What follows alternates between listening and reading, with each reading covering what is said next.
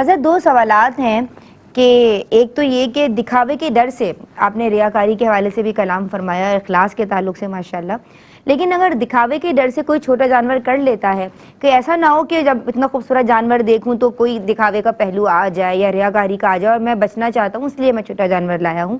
اور پھر دوسرا یہ کہ بعض لوگ مشقت کا سامنا نہیں کرنا چاہتے، آرام طلب ہوتے ہیں، یا یہ کہ اتنا گوشت آئے گا تو کیسے سمیٹیں گے، تو پھر وہ حصہ ڈال لیتے ہیں اجتماعی قربانی میں. ایسا کرنا کیسا؟ دیکھیں، جو آپ نے پہلا سوال پوچھا دکھاوے والا، تو اس کے اندر یہ ذہن نشین رہنا چاہیے ہم سب کے کہ دکھاوے کے ڈر سے نیک عمل ترک نہیں کرنا چاہیے.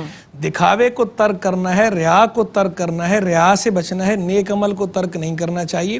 نیک عمل اگر آدمی کوئی کر رہا ہے، وہ ویسے بھی کوئی بھی نیک عمل ہو، قربانی ہو یا کوئی اس کے علاوہ نیک عمل ہو، نیک عمل دکھاوے کے ڈر سے نہیں چھوڑنا چاہیے. نیک عمل کر لینا چاہیے اور دکھاوے سے بچنا چاہیے اور اللہ سے دعا مانگنی چاہیے. تو کوئی اگر بہرحال دکھاوے سے بچنے کے لیے چھوٹے جانور کی قربانی کر لیتا ہے بڑے کی استطاعت ہونے کے باوجود، تو قربانی تو بہرحال ادا ہو جائے گی، لیکن بہتر یہی ہے کہ اگر اسے استطاعت ہے تو وہ اچھا جانور قربان کرے اور دکھاوے سے بچنے کی کوشش کرے اور اللہ سے دعا بھی مانگے. اچھا ٹھیک ہے. دوسرا جو آپ نے پوچھا کہ عبادت، یہ مشقت سے بچنے کے لیے اجتماعی قربانی میں حصہ لینا، تو دیکھیں عبادت کے اندر دل تنگ ہونا اچھی بات نہیں ہے.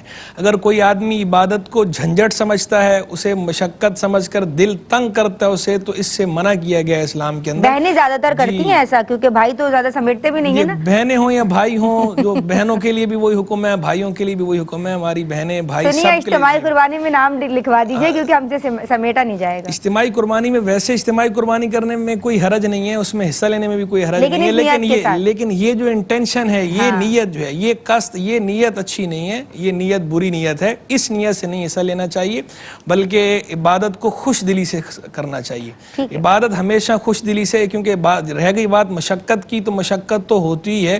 آدمی اپنے نفس پر جو بات گراں گزرتی ہے، نفس پہ گراں گزرتے ہوئی کرتا ہے. عبادت دین نامی وضع الہی کا نا، اس میں پابندی ہے، آزادی نہیں ہے ہر چیز کی.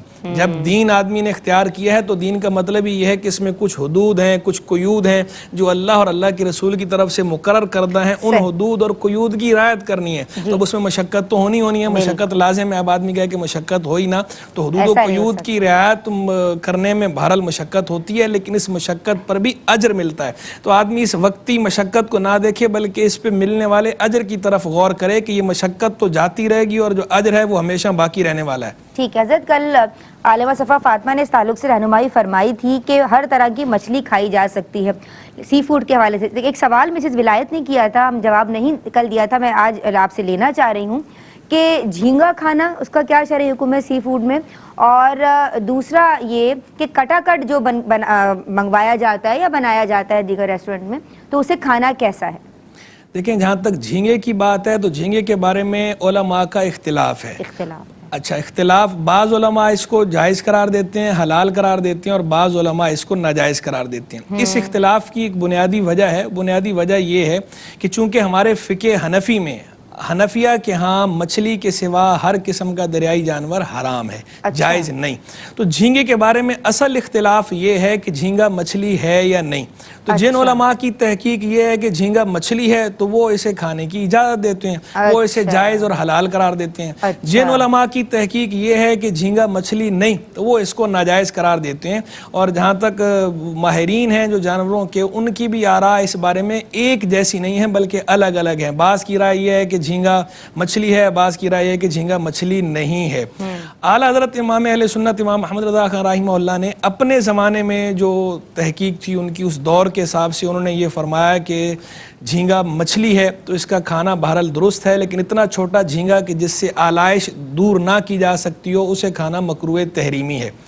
تو یہ رائے ہے، بہرحال بچنا بہتر ہے، کیونکہ علماء کا اختلاف ہے تو بچنا چاہیے. لیکن کوئی اگر کھاتا ہے ان علماء کی اتباع کرتے ہوئے کہ جو اس کو جائز اور حلال قرار دیتے ہیں، تو ہم اس پر کوئی سخت حکم نہیں لگا سکتے. باقی لیکن جو آج کل کی جدید تحقیق ہے اس کے اعتبار سے دیکھا جائے تو جھینگے کو مچھلی قرار دینا بہرحال بہت دشوار معلوم ہوتا ہے. جھینگے کی شکل بھی جو ہے وہ کیڑے کی طرح لگتی ہے، اور ویسے بھی اس کے بارے میں اگر کوئی ڈاکومنٹریز دیکھی جائیں یا وہ لوگ کے جو ارضیات کے ماہرین ہیں اور اسی طرح وہ کہ جو آبی جانوروں کے آبی حیوانات کے ماہرین ہیں ان کی جو آراء ہیں آج کل فی زمانہ، تو ان کی جو اکثریت ہے وہ تو اس طرف ان کا میلان اور رجحان ہے کہ یہ مچھلی نہیں ہے، کیڑا ہے۔ تو اگر ان کی رائے پر مدار رکھا جائے گا تو پھر تو بہرحال یہ مچھلی نہیں ہے، اس سے بچنا چاہیے، فقہ حنفی کی روح سے حلال نہیں ہوگی۔ لیکن چونکہ دوسری طرف بھی علماء کی رائے موجود ہے تو کوئی اگر اس پہ عمل کرتے ہوئے کھا لیتا ہے تو ہم کوئی سخت حکم نہیں لگائیں گے، لیکن بچنا بہتر ہے۔ یہ تو ہو گئی بات جھینگے کی۔ دوسرا جو ہے وہ آپ نے کٹا کٹ کا پوچھا، تو کٹا کٹ کے اندر اگر ایسے اجزاء یا ایسے اعضاء شامل ہیں جن کا کھانا حرام ہے، وہ اجزاء جو ہے وہ اکثر جگہوں پر وہ شامل ہوتے ہیں، تو ان اجزاء کے ہوتے ہوئے تو بہرحال کٹا کٹ کھانا حلال نہیں، حرام ہے۔ لیکن اگر وہ اجزاء شامل نہیں، کسی قسم کی آمیزش ان کی کسی بھی سطح پر نہ ہو، اور بعض اوقات ایسا ہوتا بھی ہے کہ بعض لوگ الگ سے کٹا کٹ اس طرح بنوا لیتے ہیں کہ اس کے اندر کوئی حرام جو ہے عضو کی مسالے سارے وہی ہیں لیکن خالی قیمے کا بنوا لیا، خالی گوشت، ایسے گوشت کا بنوا لیا کہ جو حلال ہے، جس کا کھانا حلال ہے، تو اس صورت میں حرج نہیں ہے، وہ جائز ہے، اس کو ہم ناجائز یا حرام نہیں کہہ سکتے۔ ٹھیک ہے، مسالے سارے ویسے وہ ڈال کے بنوا لیا تو ٹھیک ہے حضرت۔